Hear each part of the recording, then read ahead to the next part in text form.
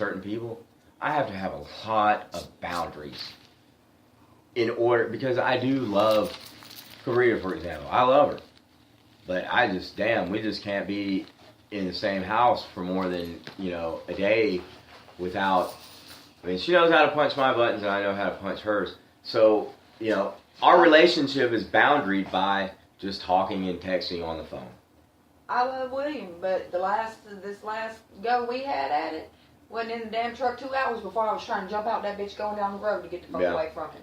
But I love that man to death, and I can't breathe without him. So what do you think? We're not going to be together. I can't it's breathe. painful. It tightens my chest. It's painful. You'll be so where do you bring balance back into yourself first and foremost, and then because you care about this other person and you do want to have some sort of relationship. I mean, relationship being human First interaction. you have to learn to cope.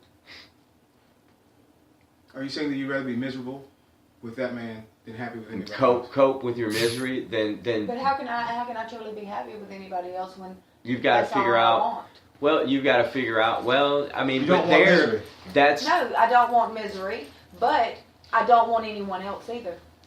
But you don't want conflict. And that's okay. Hey, that's okay. It's a stand. It's an emotion stand. People He asked why that I would want to be miserable with him rather than happy with someone else. Let me simplify. Let me simplify something for you. All right, let's say be lonely than unhappy. That's all I'm saying. There you go. No, the statement then would be: would I rather be miserable with him or content alone? I don't think it'd be. I mean, but do they have to be one or the other? Why can't they be? You're miserable without him right now, but maybe you recognize that at some point you can be content, but not be with him, but still have a relationship. I mean, because that ultimately is I believe what we all want to have happen. You know, it doesn't. It's kind of like this. Let's say you're given a choice between a food that you just really don't like and a food that you really don't, Brussels sprouts and something that you don't like and something that you just can't eat. Like, let's say you have shellfish allergy, and then let's say you're given the worst dish, known to man to eat. How do you make those choices and still feel okay with Depends on how hungry you are. Exactly. It depends on how important the relationship is to you. So you're gonna be willing to, even if you got to step aside and take a step back, you can always believe and have hope in the fact that one day it'll be okay. I chased a man for 16 years. There you go. I left him and allowed him to go and be with someone else. Yeah. Marry her. Allow him. I like that. Because I know I didn't get in. I didn't make a scene. I didn't act a fool. I didn't be ugly or vicious or anything like that. Conniving, none of that shit. I let him go. How much? I did not even make him choose. I let him go. How much time did you spend thinking about him? Well, not so much, but about how maybe you could have done things differently to make it, to change it for the better. To not how much time have you spent, or do you spend thinking about what your roles and responsibilities in the way that things? I don't because things happen the way they happen, and my whole life would have had to have changed for things to have been different. From birth on, for things to have been different. Well, I mean, I guess overall, but I'm talking about just in the relationship. It wasn't the relationship. It was our lives that came between us. Oh, okay. I see what you're saying. Yeah. But your lives make the relationship. It's like a symbiotic. Did you just realize that neither one of you were going to change? No. Really? When we were together, we were beautiful, but we couldn't always be together. Well, so do you just completely cut all ties? No, I've never had a relationship. When we couldn't be together, when we were separate or whatever, he would do his thing, I would do my thing, and he ended up marrying one of his did you ever do things like kind of out of self-hate or like, you know, I'm gonna go get fucked up and go fuck these whores just because I know that one day she'll probably find out about it and that'll make me feel better about the way that she's hurt me or whatever. No. Yeah. No, That's good. I wrote, oh shit. Where's my phone? I wrote poems. Yeah, I have a journal that I just get in and just write shit. How many of those poems were about happiness? Well, sometimes they don't necessarily have to. It's not. It's just where you are at that time. Yeah. You know, you're. I'm just asking him. But he does bring up a bit of a side point in that, in order to get out of those dark places, sometimes we have to, even if it's just one thing, we have to think about, you know, what makes us worthy again. The last love poem I wrote was called "The Smell of Sunshine," the way she makes me feel. Have you ever smelled sunshine? Have you ever tasted the scent of a rose? That's what love makes you do. It makes you do things that you could never think about doing. I mean, I'm sure that we can all relate to that in some way or the other. Like me and Mariah. I love you, Mariah.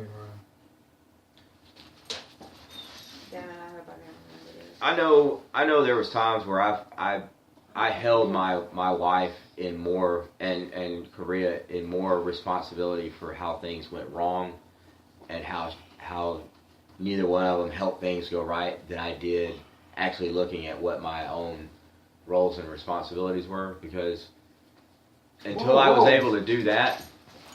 Edit. What? Oh. A man admitting wrong on the radio, dude? Come on. Oh. Never lie right now, man. Oh, we're still on. I wasn't gonna be able to change. I wasn't gonna be able to change the defects, the flaws that I brought to the table in the first place until I was able to do that. Which is, if I go back and look at things honestly, some of these character flaws really helped things go really sour times. Yeah. And until I stopped blaming others for how things went bad. Now that doesn't mean that you can't. But there are some things that are just. But you can't do anything about. No, you can't change anybody, but you can change yourself. But there's some things that you can't do anything No, about. there's not. Yeah, there's circumstances that are beyond anyone's control, and it's, you know, it's a lot of times that those really, you know, bring up discussions like this. I'm an angry person. I am a very fucking, shut up. No. Very angry person. Very, very angry. I mean, fucking psychotically angry person. Ridiculous. But you've had a lot of stuff in your life that has. But I think I control it pretty fucking well. You're For considering. the rage that's inside me, I control it pretty fucking well. I can recognize but how it's much rage still you have inside. too much. It's Yes, still Cabria. too much for him. You and Cabria, like the other night, y'all were talking in the room, and like just the way your voice sounds, it sounds like her through the walls. We were talking about how scared we were. Well, you and her, I mean, I know the kind of background, you know, and it's sad and it's terrifying to even just for me to try to even imagine what some of those moments would have been like and how they would have affected me. And, you know, compassion and empathy are two of the greatest tools that we can have in our toolbox when we want to help things go right. Thank you, Jesus. And those are moments where I feel like we can only learn compassion and empathy when we begin to look at our own roles and responsibilities and how we may have done some of the same I may have done some of the same very things to Cabria in just their very nature that she may have experienced that, you know, hurt her way, you know, and so it's really not fair for me to blame her, you know, faults on how, you know, the relationship ended. Forget how she hurt me. We're just talking about how things just fell apart. You know, I can't really I don't really have a right, I feel like, to examine that and then not hold myself accountable to some of the things. And I mean, that's every relationship, with our parents, with our kids, with our neighbors, with our bosses who we hate, or whatever it is. Compassion and empathy for, So maybe the next time I look at, my coworker or boss who's being an asshole, hey, maybe he's got a guy that's riding his dick all day long, and maybe he's got a wife at home who's got cancer, or kids who are fucking up all the time, or, Oh yeah. I mean, but it may be something that you never ever know or hear about, Never will. Exactly. So until I can automatically or instinctively, Okay. not Hey, Honda Jeep what? Burgundy. A red Honda Jeep. Let's just see who gets out. We'll be right back. Stay tuned after these messages. Stick around. We just had somebody pull up. We don't. Hey, great job. Great job, everybody. I'm gonna pause for commercial break. We'll be right back. Actually, we're gonna pause for I don't know who that is. All right, All right, so whoever's outside has to die.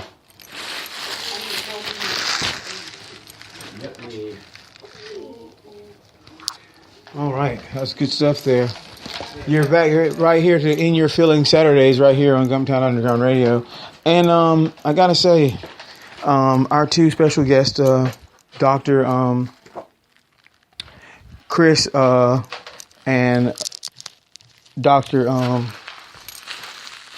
Leah here are talking about love. Actually, that's what we're going to call this. It's In Your Feelings, or Love Actually. I must say that, as a man, quite impressed with some of the rhetoric and some of the relationship talk. But there is an understanding. There is an understanding. It's good. It's really good. Hey, Haley. Why are you crying? Come on. Talk to me. I don't hear it. He spends more time in every fucking body else's life. He don't spend